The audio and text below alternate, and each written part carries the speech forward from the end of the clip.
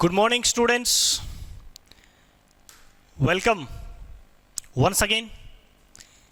Today's topic, that is gametogenesis. Gametogenesis means production of the gametes from the gamete mother cell. Gamete mother cell से gametes का बनना gametogenesis होता है, right? बोले ठीक है। गैमेटोजेनेसिस में अपन क्या पढ़ेंगे कि गैमेट मदर सेल से गैमेट्स बनेंगे, उसको अपन गैमेटोजेनेसिस कहेंगे। गैमेटोजेनेसिस के अंदर जो गैमेट मदर सेल्स होती है वो मेल के अंदर और फीमेल के अंदर डिफरेंट होती है, राइट।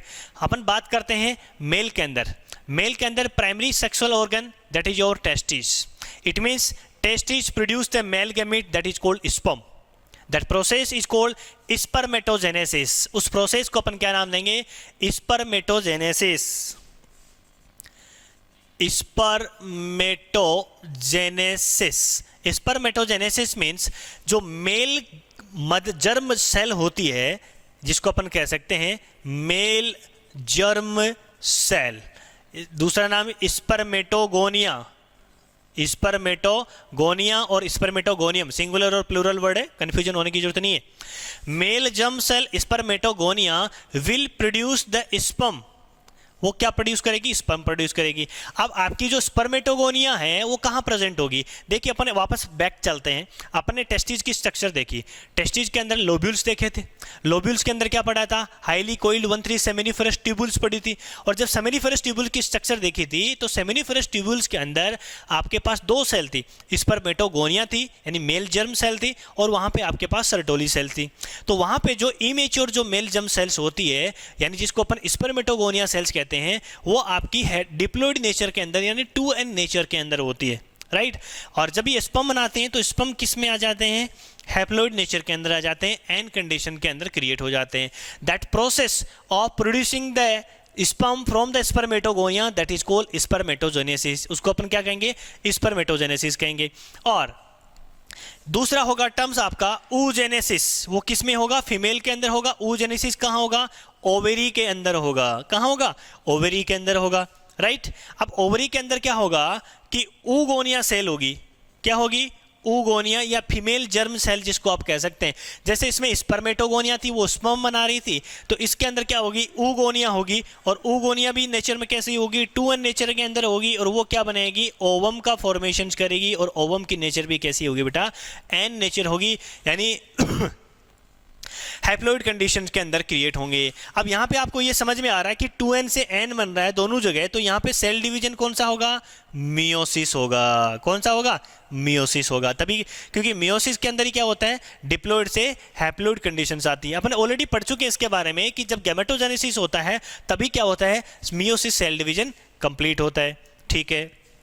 ये बात आपको समझ में आ गई, ठीक है। oogenesis है और आपकी स्पर्मेटोजेनेसिस है। अब अपन डिटेल के साथ पहले डिस्कस करेंगे स्पर्मेटोजेनेसिस को।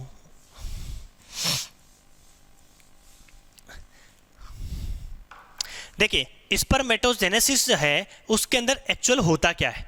स्पर्मेटोगोनिया या स्पर्मेटोगोनियम कहाँ पे है? सेमिनिफेरस ट्यूब्यूल्स के अंदर है। तो सबसे पहले क्या होगा? मान लीजिए ये आपकी एक स्पर्मेटोगोनियम सेल्स है, ठीक है। स्पर्मेटोगोनियम जो सेल्स है वो क्या करेगी? माइटोसिस डिवीजन करेगी और अपने नंबर, अपनी साइज और शेप को बढ़ाएगी। बात समझ में आ रही है मेरी? आपकी स्पर्मेटोगोनियम जो सेल थी किस नेचर में है? 2n के अंदर है। उन्होंने माइटोसिस किया। माइटोसिस किया इसका मतलब अपन ये कह सकते हैं कि उसकी ग्रोथ फेज आएगी। कौन सी फेज आएगी बेटा?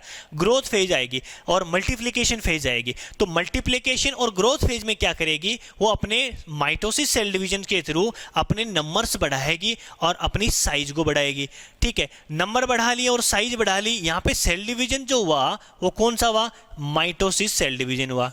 बात समझ में आ गई? अब जब माइटोसिस सेल डिवीजन होता है तब आपको पता है कि माइटोसिस सेल डिवीजन कैसा होता है? इक्वेशनल डिवीजन्स होता है। कैसा होता है? इक्वेशनल डिवीजन्स होता है। तो वहां पे क्या हो गए? जितने नंबर ऑफ क्रोमोजोम स्पर्मेटोगोनियम के अंदर थे उतने ही नंबर ऑफ क्रोमोजोम्स यहाँ होंगे। अब जितने भी जो माइटोसिस जो सेल डिवीजन्स वगैरह हुए हैं उनमें से एक जो सेल्स है जिसको ये जो सेल्स है ना जिसको अपन प्राइमरी स्पर्मेटोसाइट्स कहते हैं, यानी अपन ये कह सकते हैं कि इन्होंने माइटोसिस करके क्या बना लिया? प्राइमरी स्पर्मेटोसाइट बना ली। ठीक, बात समझ में आ गई यहां तक? कौन सी फेज में? मल्टीप्लिकेशन फेज या ग्रोथ फेज के अंदर।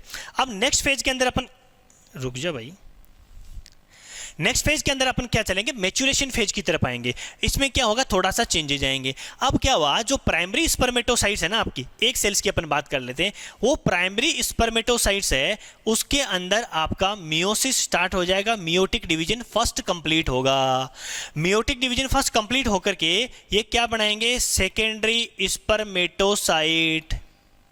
ध्यान से समझ लेना बेटा, सेकेंडरी स्पर्मेटोसाइट्स बनाया। प्राइमरी स्पर्मेटोसाइट्स है, उसकी नेचर कैसी है? 2n है। लेकिन यहां पे अब कौन सा हो रहा है? मियोसिस फर्स्ट कंप्लीट हो रहा है। मियोसिस फर्स्ट कंप्लीट हो रहा है तो अपन ने पढ़ा है ऑलरेडी इसके बारे में। जब मियोसिस फर्स्ट कंप्लीट होता है, 2 haploid cells are produce, 2 haploid cells बनती है। तो यहाँ पे 2 सेल्स बनी है और दोनों की जो प्लॉइडी होगी वो बेटा कैसी होगी? एन होगी, हैप्लॉइड प्लॉइडी होगी। सेल्स को क्या बोलेंगे? Secondary spermatocytes. कितने बनेंगे नंबर में? 2 नंबर्स के अंदर बन जाएंगे। बात समझ में आ गई? तो अभी आपका मियोसिस फर्स्ट हुआ है, अब क्या होगा? Meiosis second. तो इसके अंदर मियोसिस सेकंड होगा। मियोसिस आपका जो सेकंड होता है वो क्या होता है? इक्वेशनल डिवीजन, यानी माइटोसिस जैसा है वैसा का वैसा ही होगा। तो इसके अंदर कितने सेल्स बनेंगे बेटा? आपकी 4 सेल्स बन जाएंगी। चारों की नेचर कौन सी होगी? एन होगी। यानी सेकेंडरी स्पर्मेटोसाइट्स है, उससे क्या बन गया बेटा? स्पर्मेटिड बन गया। अब देखो, आपका मियोसिस फर्स्ट जब कंप्लीट हुआ तब सेकेंडरी स्पर्मेटोसाइट्स बना, और मियोसिस सेकंड कंप्लीट हुआ तो स्पर्मेटिड बन गया। यानी 4 स्पर्मेटिड्स आपके सामने हैं। ये जो स्पर्मेटिड जो आपके बने हैं वो वहां पे सर्टोली सेल्स के बारे में अपन जिक्र किया था। अभी आएंगे अपन इधर। वहां पे जो सर्टोली सेल्स होती है ना, वो सर्टोली सेल्स की माउथ, उसका स्पर्मेटिड का यूं समझ लीजिए ये आपकी सर्टोली सेल्स है, और आपकी जो स्पर्मेटिड्स है ना उसका जो माउथ है इस सर्टोली सेल्स के अंदर एम्बेडेड होता है, और वहां से वो क्या लेती है? न्यूट्रिशन से लेती रहती है। तो ये स्पर्मेटिड्स हैं। अभी इसके अंदर क्या होगा? डिफरेंशिएशन होगा बेटा। क्या होगा? डिफरेंशिएशन। डिफरेंशिएशन। अब इसके अंदर जब डिफरेंशिएशन होगा तो स्पर्मेटिड जो है, जो यहां से इसके माउथ के अंदर एम्बेडेड था, वो सर्टोली सेल से क्या हो जाएगा? डिफरेंट हो जाएगा, अलग हो जाएगा, और अलग होकर के क्या बनाएगा? स्पर्मेटाजोवा या फिर स्पर्म, जिसको अपन कहते हैं स्पर्मेटोजोवा और स्पर्म बनाएगा। डिफरेंशिएशन की ये जो प्रोसेस है इसको अपन क्या बोलेंगे? स्पर्मियोजेनेसिस। ध्यान से सुन लेना बेटा, स्पर्मियोजेनेसिस। ठीक है। अब आपको मैं क्वेश्चन पूछूं कि स्पर्मेटोजोवा और जो स्पर्म है उसकी प्लॉइडी क्या होगी? बिल्कुल वही प्लॉइडी होगी बेटा। अभी यहाँ पे कोई डिवीजन नहीं हुआ है, यहाँ पे सिर्फ डिफरेंशिएशन हुआ है, ट्रांसफॉर्मेशन जिसको आप कह सकते हो, चेंजेज आए, बदलाव आए, लेकिन इंटरनल लेवल पर नहीं है, ट्रांसफॉर्म हो गई, बदल गई। तो स्पर्मेटिड का डिफरेंशिएशन किस में हो गया? स्पर्मेटोजोवा स्पर्म के अंदर हुआ कैसे? कि आपकी जो सर्टोली सेल्स थी उसके माउथ के अंदर एम्बेडेड थे आपके कौन? स्पर्मेटिड। तो यहां से क्या हो गए? रिलीज हो गए। रिलीज होने की प्रोसेस को डिफरेंशिएशन या पर अपन स्पर्मियोजेनेसिस करें। ध्यान से सुनना, स्पर्मियोजेनेसिस का मीनिंग ये हुआ, जेनेसिस तो अपन पहले ऊपर ही पढ़ रहे हैं, स्पर्म का, देखना, स्पर्म का बनना कहां से? स्पर्मेटिड से बनना, यानी differentiation of spermatid into spermatozoa और sperm, that is called spermiogenesis. ध्यान से सुन लेना, एक टर्म्स आगे और आएगी और मोस्टली यहां पे क्या होता है? कंफ्यूजन क्रिएट होता है। आपको क्या नहीं करना? कंफ्यूजन क्रिएट नहीं करना है। मेरी बात समझ में आ रही है ना? ठीक है, बहुत अच्छा। देखिए, स्पर्मेटिड्स है, डिफरेंशिएट होकर के स्पर्मेटोजोवा और स्पर्म का फॉर्मेशंस कर लिया, कोई दिक्कत नहीं, ठीक है बेटा। अब स्पर्मेटोजोवा और जो स्पर्म्स है ना, अभी कहाँ है? वही है ना, सेमिनिफेरस ट्यूब्यूल से अभी रिलीज होंगे ये। तो क्या होगा? रिलीजिंग फ्रॉम सेमिनिफेरस, शॉर्ट में लिख रहा हूं, ट्यूब्यूल्स, और फर्दर सेमिनिफेरस ट्यूब्यूल से ये क्या हो जाएंगे? सेपरेट हो जाएंगे। अब क्या है? ये आपके स्पर्म्स फ्री हो गए हैं। बात समझ में आ गई क्या? यानी रिलीज हो गया वहां से, और इसको अपन क्या बोलेंगे? स्पर्मिएशन। ये लो जी, स्पर्मिएशन और स्पर्मेटोजेनेसिस। समझ में आ रहा है? स्पर्मिएशन क्या हुआ कि स्पर्म का रिलीज होना कहाँ से, सेमिनिफेरस ट्यूब्यूल से रिलीज होना, that is called spermiation.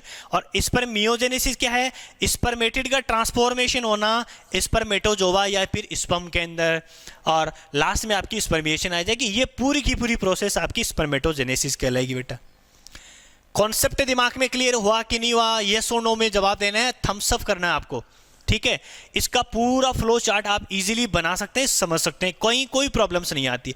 Most important thing in the spermatogenesis is that, spermatogenesis में मोस्ट इंपॉर्टेंट चीज क्या है आपकी कि स्पर्मेटोजेनेसिस कब स्टार्ट होती है बेटा, प्यूबर्टी स्टेज के अंदर स्टार्ट होती है।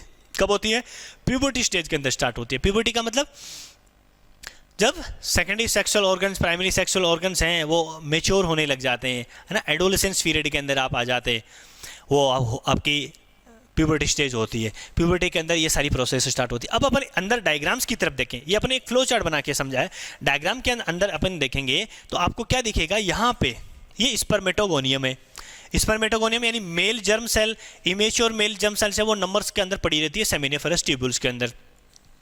अब सेमिनिफेरस जो ट्यूब्यूल्स है उसके अंदर सबसे पहले क्या होगा बेटा, देखो वहां पे माइटोसिस था ना, यानी सेल की साइज और ग्रोथ, सेल की मल्टीप्लिकेशन और ग्रोथ होगी, यानी सेल डिवीजन होगा, माइटोसिस होगा, वहां पे इक्वेशनल डिवीजन होगा, तो नंबर ऑफ सेल्स बनेंगे, उसको अपन क्या कह दिया, प्राइमरी स्पर्मेटोसाइट। दोनों की नेचर देखो 2n है, इधर भी 2n है, बात समझ में आ गई।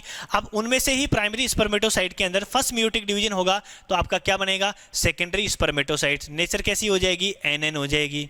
सेकेंडरी स्पर्मेटोसाइट से उसका सेकंड म्यूटिक डिवीजन कंप्लीट होगा, आपकी क्या बनेगी, स्पर्मेटिड बनेंगी। स्पर्मेटिड कितने बनेंगे, 4 बनेंगे। स्पर्मेटिड का माउथ किस में होगा, सर्टोली सेल्स में होगा, न्यूट्रिशन से लेता रहेगा। जब यहां से स्पर्मेटिड्स क्या होगा, अलग होगा, है ना, कहां से, इस माउथ से, और स्पर्मेटोजोआ के अंदर, स्पर्म के अंदर कन्वर्ट हो जाएगा, उसको अपन स्पर्मियोजेनेसिस प्रोसेस कहते हैं। फर्दर स्पर्मियोजेनेसिस के बाद में स्पर्मिएशन होगा, जिसमें आपकी सेमिनिफेरस ट्यूब्यूल से स्पर्म का रिलीजन होगा और आपके स्पर्म्स रिलीज हो जाएंगे। ये आपकी स्पर्मेटोजेनेसिस है बेटा। कहीं कोई, अब मुझे लगता नहीं कि कहीं कोई डाउट बचने वाला है, सारा डाउट्स आपका क्लियर हो गया होगा। फर्दर फिर भी आपको कुछ प्रॉब्लम्स होती है, डाउट होता है, कमेंट बॉक्स में लिखिए, हम उसका आंसर देंगे, आपको समझाएंगे, राइट। अब अपन बात करते हैं हार्मोनल कंट्रोल की। हार्मोनल कंट्रोल, देखिए हार्मोनल कंट्रोल का मीनिंग ये है कि जो भी स्पर्मेटोजेनेसिस, स्पर्मियोजेनेसिस जो हो रही है प्रोसेस, जो डिविजन्स वगैरह हो रहे हैं, इनको एक्चुअल में कंट्रोल कौन करता है? क्या ये सब अपने आप ही होता रहता है? नहीं, ये हार्मोनल कंट्रोल होता है, यानी हार्मोन्स होता है ना, वही कंट्रोल करता है। सब जितनी भी जो प्रोसेस हो रही है ना, मेल चिप की बात करें या फीमेल की बात करें, सब हार्मोन्स से ही कंट्रोल करते हैं। हार्मोनल कंट्रोल के थ्रू इतने सारे चेंजेस, ड्रास्टिक चेंजेस अपन को देखने को मिलते हैं। अब ये हार्मोनल कंट्रोल कैसे होता है, इसके बारे में अपन पढ़ते हैं। देखिए सबसे पहले GnRH, गोनेडोट्रोपिन रिलीजिंग हार्मोन, कौन सिक्रेट करेगा बेटा? आपका हाइपोथैलेमस। हाइपोथैलेमस कौन आपका? हेडमास्टर जी। पढ़ा है ना अपने 11th क्लास में, अपने पढ़ा था हेडमास्टर जी और master ji. Headmaster ji glands में कौन होता है? हाइपोथैलेमस होता है। Why it is called headmaster ji? Because is control the master ji. ये मास्टर जी को कंट्रोल करता है। मास्टर जी कौन होता है? Pituitary gland. तो ये पिट्यूटरी ग्लैंड को कंट्रोल करता है, इसलिए अपन इसको क्या कहते हैं? हेडमास्टर ग्लैंड्स कहते हैं। वो आपकी हाइपोथैलेमस है। हाइपोथैलेमस क्या करेगी? GnRH, gonadotropin releasing hormone secrete करेगी। यानी गोनेडोट्रोपिन रिलीजिंग हार्मोन, अल्टीमेटली इसका मीनिंग ये हुआ कि ये गोनेड्स जो है ना, वहां से कुछ रिलीज करवाएगी। अब सीधा तो गोनेड्स के पास ये नहीं जाएगी ना, हेडमास्टर जी है, तो ये किसको बोलेगी? मास्टर जी को बोलेगी। तो ये हेडमास्टर जी जो है वो मास्टर जी यानी पिट्यूटरी ग्लैंड्स किसको एक्टिवेट करेगी? पिट्यूटरी ग्लैंड्स को एक्टिवेट करेगी। Anterior pituitary glands, it will stimulate the anterior pituitary glands. Anterior जो पिट्यूटरी ग्लैंड्स है ना, उसको ये क्या करेगी? स्टिमुलेट करेगी। अब एंटीरियर पिट्यूटरी ग्लैंड क्या करेगी? 2 हार्मोन का सिक्रेशंस करेगी, ठीक है।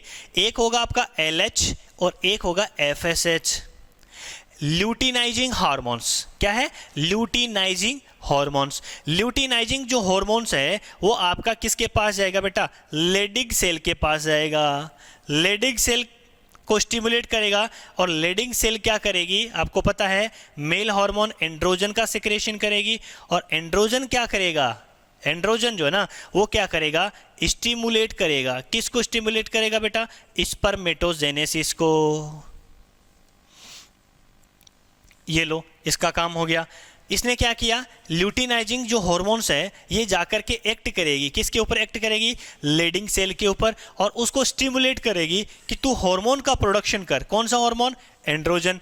एंड्रोजन फर्दर क्या करेगा, जाकर के स्पर्मेटोजेनेसिस जो है ना, जो स्पर्मेटोगोनिया से जो स्पर्म बनना ना, उसको क्या करेगा, कंट्रोल करेगा। बात समझ में आ गई, ठीक है। अब अपन बात करते हैं एफएसएच। एफएसएच क्या है आपका, follicular stimulating hormone. Follicular stimulating जो हार्मोन है ना, ये एक्ट करेगा किसके ऊपर, सर्टोली सेल्स के ऊपर। किसके ऊपर, सर्टोली सेल्स के ऊपर एक्ट करेगा। सर्टोली जो सेल्स है ना, वो क्या करेगी, कुछ फैक्टर्स रिलीज करेगी, रिलीज सम फैक्टर्स, और वो जो फैक्टर्स है ना बेटा, वो क्या करेंगे, स्पर्मिएशन के अंदर हेल्प कर, सॉरी स्पर्मियोजेनेसिस के अंदर हेल्प करेंगे। स्पर्मियोजेनेसिस, ये आपका एक फ्लो चार्ट बन गया है जिसके अंदर अपन सारा हार्मोनल कंट्रोल्स हैं उसको समझ सकते हैं। एक बार वापस रिपीट कर रहा हूँ, दिमाग के अंदर ये बैठा लेना है बेटा। यहाँ से मोस्टली नीट के अंदर क्वेश्चंस देखने को मिलेगा आपको, बोर्ड के अंदर भी देखने को मिलेगा, नीट के अंदर भी देखने को मिलेगा। क्या है, देखिए, हाइपोथैलेमस, जैसे प्यूबर्टी स्टेज आती है ऐसे थोड़ी होता है, हैं? ऐसे नहीं होता ना, फीटल स्टेज में थोड़ी हो जाता है, ये प्यूबर्टी स्टेज के अंदर आता है। जब oogenesis पढ़ेंगे तो थोड़ा सा दिमाग के लिए अपन डिफरेंशिएट करने की कोशिश करेंगे। जैसे प्यूबर्टी स्टेज आता है, हेडमास्टर जी गोनेडोट्रोपिन रिलीजिंग हार्मोन GnRH का सिक्रेशंस करेंगे। फिर ये हेडमास्टर जी किसको स्टिमुलेट करेंगे बेटा, जगाएंगे, किसको, एंटीरियर पिट्यूटरी ग्लैंड्स को। आप पिट्यूटरी ग्लैंड्स का एंटीरियर पोस्टीरियर पोर्शन आपने पढ़ा होगा ना, एडिनो हाइपोफाइसिस वगैरह 11th क्लास के अंदर। नहीं पता तो देख लेना बेटा, या फिर नेक्स्ट लेक्चर अपन 11th क्लास का लेंगे तो उसमें अपन डिटेल के साथ पढ़ा देंगे, वो लेक्चर आप देख सकते हैं। एंटीरियर पिट्यूटरी ग्लैंड्स को स्टिमुलेट करेगा। Anterior pituitary gland will secrete 2 hormones, first one is LH luteinizing hormone, FSH follicular stimulating hormone. ठीक है, LH act on the Leydig cell. Leydig cell कहाँ है बेटा, ध्यान में आ रहा है, ये देखो, ये अपने सेमिनिफरस ट्यूबुल्स बनाई थी। सेमिनिफरस ट्यूबुल के बीच में जो स्पेस था, इंटरस्टिशियल स्पेस, और इसी इंटरस्टिशियल स्पेस के अंदर आपकी क्या थी, लेडिंग सेल थी। Leydig cell secrete male hormone, sex hormone, testosterone, जिसको आप एंड्रोजन के नाम से जान रहे हैं। एंड्रोजन का सिक्रेशन करेगी। एंड्रोजन स्टिमुलेट करेगा स्पर्मेटोजेनेसिस को, यानी क्या करेगा, इसके अंदर बोलेगा स्पर्मेटोगोनिया जी आप क्या करो, स्पर्म बनाना स्टार्ट कर दो, अभी टाइम हो गया है। ठीक है ना, ये प्रोसेस कौन करवाएगा, एंड्रोजन करवाएगा। अल्टीमेटली ये काम किसका है जी, ये हेडमास्टर जी करवा रहे हैं। हेडमास्टर जी मास्टर जी को कह रहे हैं और मास्टर जी बाकी से काम करवा रहे हैं। बात समझ में आ गई, ठीक है। दूसरा देखो, FSH नाम है follicular stimulating hormone. Follicular stimulating hormone act on the Sertoli cells. अब अंदर ये जो है ना सर्टोली सेल्स यहाँ पे हैं सेमिनिफरस ट्यूबुल्स के अंदर, तो ये क्या करेगी, FSH एक्ट करेगी सर्टोली सेल्स के ऊपर। सर्टोली सेल्स को बोलेगी कुछ फैक्टर्स बना, तो ये कुछ फैक्टर्स बनाएंगी, कुछ हार्मोन्स का भी रिलीजन करेगी। ठीक है, अब क्या होगा, ये फैक्टर्स क्या करेंगे, स्पर्मियोजेनेसिस को एक्टिवेट करेंगे, स्टिमुलेट करेंगे। अब स्पर्मियोजेनेसिस क्या था बेटा, आपको याद आ रहा है, अभी अपन ने पढ़ा था, स्पर्मेटिड से स्पर्मेटाजोवा का बनना, या फिर जिसको आप स्पर्म भी कह सकते हैं। स्पर्मेटिड डिफरेंशिएट होगा स्पर्मेटोजोवा के अंदर। ये प्रोसेस कौन करवा रहा है बेटा, FSH करवा रहा है। FSH स्टिमुलेट करेगा कि जिसके माउथ के अंदर वो स्पर्मेटिड घुसा हुआ ना, बोले इसको अलग करो, बहुत न्यूट्रिशंस ले लिया अब इसने, और न्यूट्रिशन लेने के बाद अब इसको निकलने की तैयारी करनी है, जाना है इसको यहाँ से, छोड़ दो अब इसको। और छोड़ देने का काम स्पर्मियोजेनेसिस होता है, और करवाता कौन है बेटा, FSH करवाता है। किससे छुड़वाना है, सर्टोली सेल से। सर्टोली सेल से उसको न्यूट्रिशन दे रही है, बोले न्यूट्रिशन खूब दे दिया, अब इसको छोड़ देना चाहिए आपको, और वो इसको छोड़ देती है, दैट इज कॉल्ड स्पर्मियोजेनेसिस। बात समझ में आएगी क्या, हार्मोनल कंट्रोल, यस और no, yes, very good. Next, चलिए अपन स्टार्ट करते हैं नेक्स्ट पार्ट। बड़ा ही अमेजिंग सेशन चल रहा है, बहुत इंटरेस्टिंग है। मैक्सिमम आप जो भी ये लेक्चर्स को देख रहे हैं, अपने नियर एंड डियर, अपने आस में, पड़ोस में, दुकान में, मकान में, जो भी आपके फ्रेंड्स हैं, जो भी आपके क्लिक्स हैं, जो भी आपके क्लासमेट्स हैं, उसको आप शेयर करें, उनको दिखाएं, उनको भी बेनिफिट हो इस क्लास का। मोस्ट बेनिफिशियल जो क्लास है, मोस्ट अमेजिंग सेशन चल रहा है, सब के सब आप पार्टिसिपेट करें, सब अपने स्टूडेंट्स को शेयर करें, और आपको अच्छा लगता है तो सेशन को लाइक ज़रूर करें। Only it's for our motivations, ये हमारे सिर्फ मोटिवेशंस के लिए कि हम जो भी एफर्ट्स कर रहे हैं वो आपको अच्छा लग रहा है, राइट। तो चलिए अपन स्टार्ट करते हैं, स्पर्म की बात करते हैं। अपन ने स्पर्मेटोजेनेसिस पढ़ लिया, स्पर्म वहाँ से रिलीज हो गया, ठीक है। अब स्पर्म वहाँ से रिलीज होकर के क्या करेगा बेटा, वहाँ से असेसरी जो डक्ट्स है ना वहाँ से निकलेगा वो, ठीक है। असेसरी डक्ट के थ्रू निकलता हुआ वो उधर से लूप बनाता हुआ भाई साहब नीचे आएंगे यूरिथ्रा के थ्रू और स्पर्म से बाहर निकल जाएंगे, है ना। बाहर कब निकलेंगे, जब उसमें कॉपुलेशन होगा, सेक्सुअल इंटरकोर्स होगा, वहाँ से बाहर निकल जाएंगे, ठीक है। स्पर्म के साथ में जब सेमिनल वेसिकल्स यानी जो सेमिनल प्लाज्मा जो फ्लूइड्स होता है वो जब मिलते हैं तब वो सीमन बन जाता है, ठीक है। और जो असेसरी डक्ट्स हैं, जो ग्लैंड्स हैं, उनको कंट्रोल करने वाला जो फैक्टर्स है वो आपका एंड्रोजन है, जिसको कौन रिलीज करवा रहा है, लेडिंग सेल्स सिक्रेट कर रही हैं। बात यहाँ तक समझ में आ गई, ठीक है। अब अपन बात करते हैं स्पर्म की। एक्चुअली स्पर्म वहाँ से रिलीज हो जाता है और कॉपुलेशन के दौरान इजेकुलेट कर दिया जाता है, इंसेमिनेशन कर दिया जाता है फीमेल वेजाइनल ट्रैक्ट के अंदर।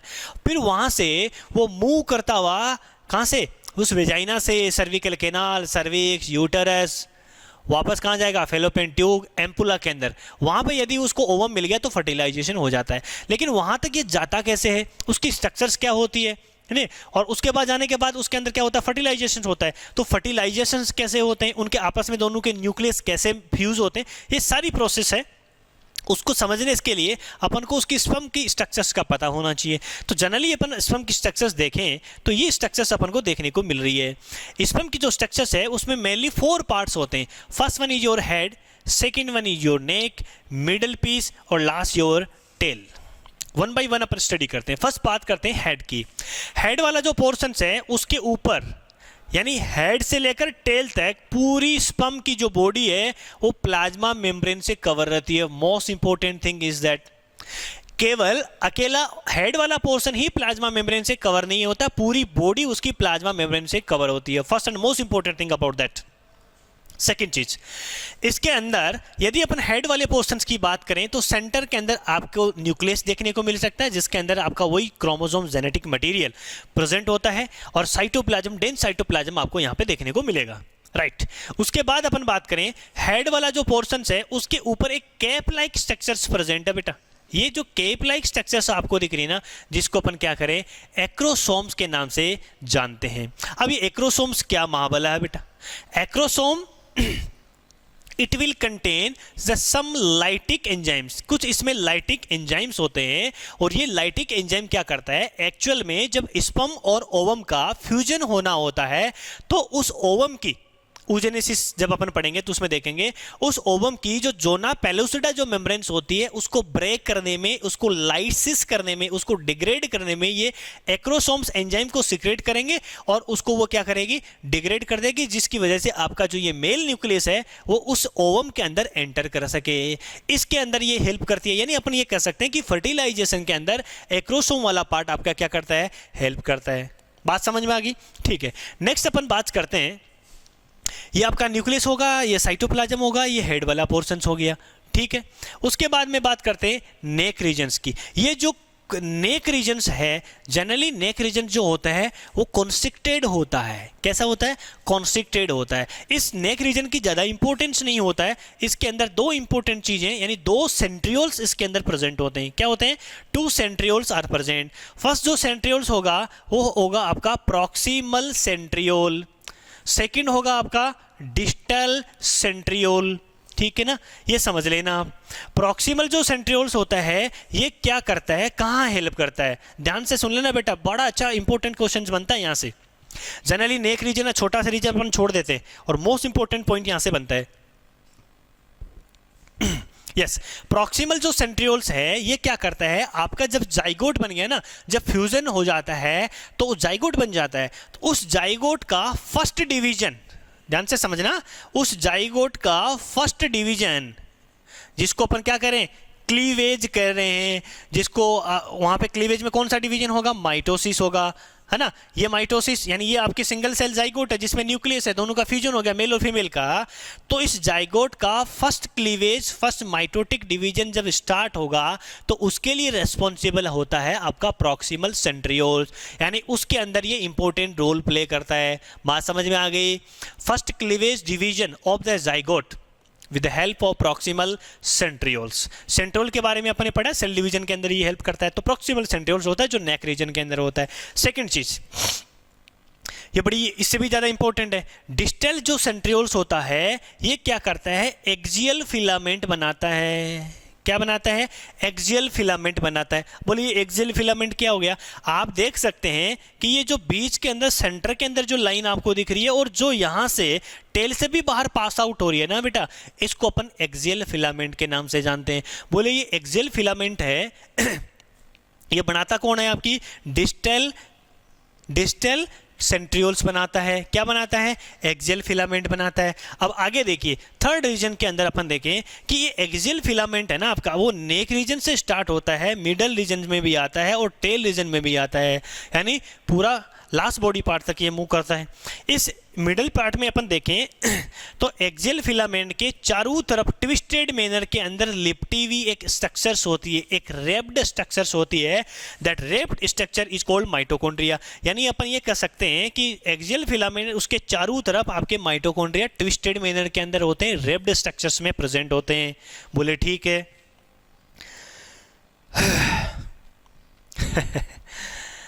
यस मजा आ रहा कि नहीं आ रहा? ओके अब क्या है, ये जो माइटोकॉन्ड्रिया है इसका फंक्शन क्या होता है आपको पता है। माइटोकॉन्ड्रिया को पावर हाउस अपन कहते हैं सेल का। तो नंबर ऑफ माइटोकॉन्ड्रिया आपके कहाँ होते हैं, मिडल पीस में होते हैं। तो मिडल पीस को अपन पावर हाउस भी कह देते हैं। स्पर्म का पावर हाउस कहाँ है बेटा, स्पर्म का पावर हाउस है आपका मिडल पीस, जिसमें नंबर ऑफ माइटोकॉन्ड्रिया प्रेजेंट होते हैं, एनर्जी प्रोवाइड करवाते हैं और इसी एनर्जी को वो क्या करते हैं, यूज करते हैं। क्या करने में, मूवमेंट करने में। लेकिन सुनो ध्यान से, इंपॉर्टेंट चीज आ रही है यहाँ पे।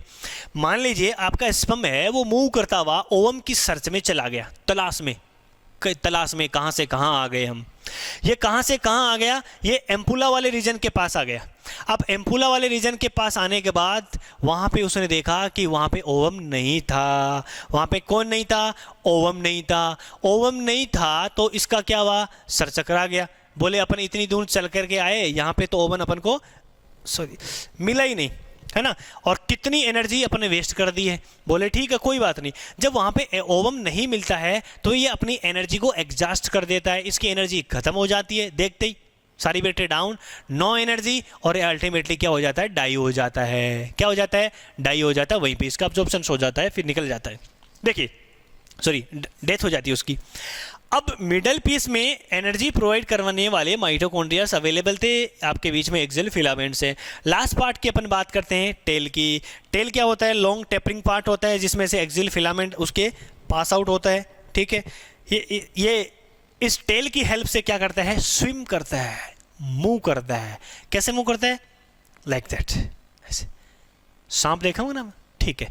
एक्चुअली इसका जो टेल वाला पोर्शन है इसमें ये क्या करेगा, वाइब्रेशंस प्रोड्यूस होंगे और उस वाइब्रेशंस प्रोड्यूस होंगे उसकी वजह से वो क्या करेगा, मूव करेगा।